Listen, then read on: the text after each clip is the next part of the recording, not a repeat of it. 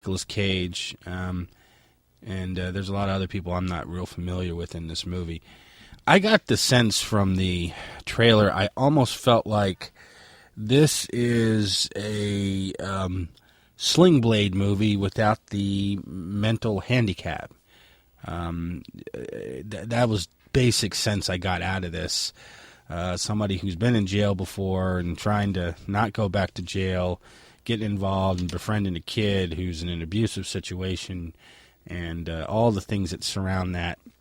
A lot of the reviews on there were very favorable and saying this was, Nick Cage going back to good roles and stuff like that. And perhaps it is.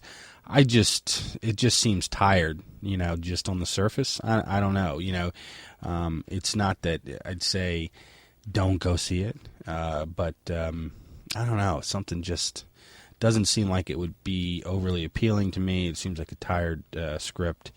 The story's been told 100 times. That's what I get the most sick of are movies that are the same almost movie I saw before with different people, in tiny little changes, into the context. And then those movies win awards and nominations and all kinds of things. Like this movie did. This movie won a couple of awards and nominations in the Venice Film Festival in 2013. I don't know. That's my take on it. Not that you shouldn't go see it. It's probably well done, but it just seems like we've done it before.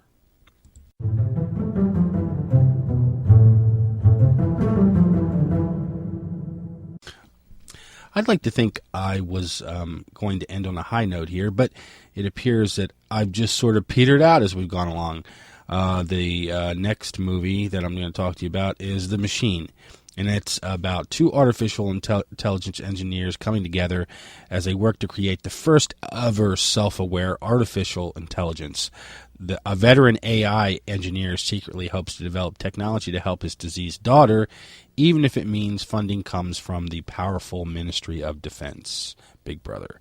His new partner, a young woman gifted in the field of AI, is brought on after her breakthroughs are recognized by the MOD.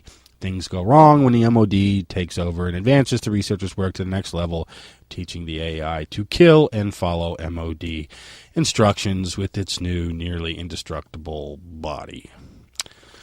Wow.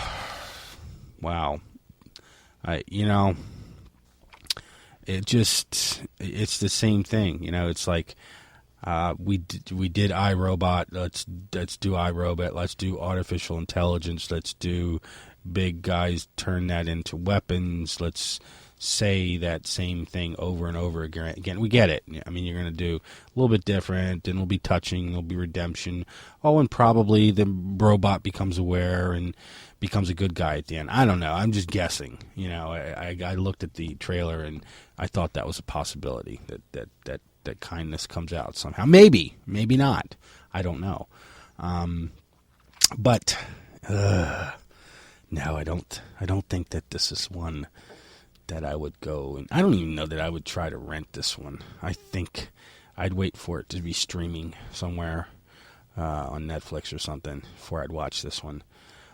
So that being said, there you have it. If you like that, it's definitely a sci-fi. Got some special effects. It looked like it was pretty well done. Shot, I'll give it that. It was shot well.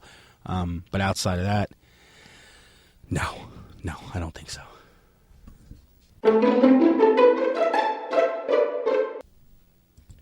All right, to really encapsulate the petering out, I don't know if you remember a few weeks back when we talked about a movie called Walk of Shame. It is now out on DVD. It didn't do real great in the box office. It's about a reporter's dream of becoming a news anchor is compromised after a one-night stand leaves her stranded in downtown L.A. without a phone, car, ID, or money, and only 8 hours to make it to the most important job interview of her life. It's that story. We got to get someplace real fast, and every bad thing in the world happens to you before you get there. This time, it's Elizabeth Banks, obviously very attractive, at the end of a night of, I guess, relations with a person in the form of a one-night stand. Therefore, she's got to get to this big interview. So it didn't do well in the box office, but it's now available. And maybe, I actually thought that I remember that I thought that the clips weren't as horrible. Maybe it was just the clips that were okay. I don't know about the movie. It might be worth watching if you like a comedy of that type. You know what you're getting. And they have, some attractive people doing the parts. So maybe that's the one to go see.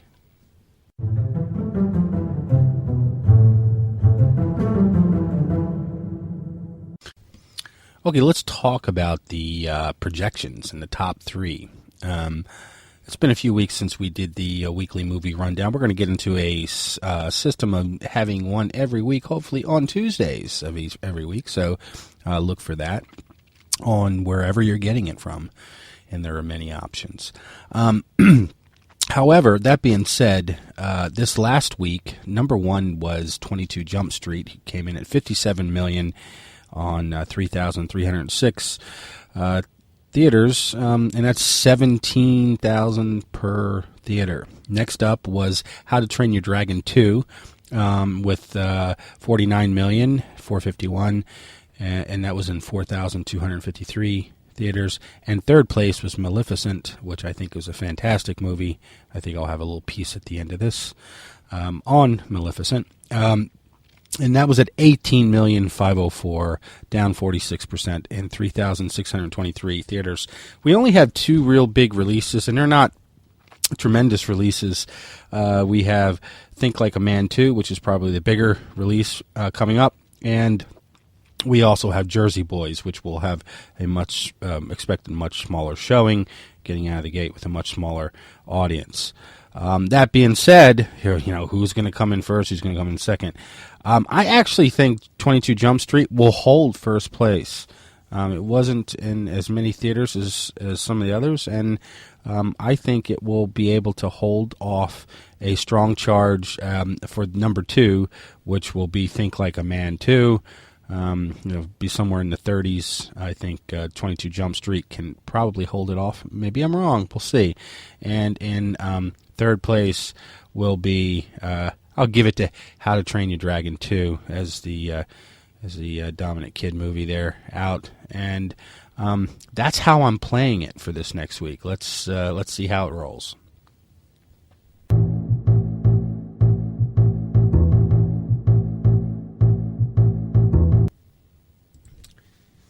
So before I let you go, I just wanted to talk about one thing, and that's Maleficent. And I guess I saw a lot of negative reviews from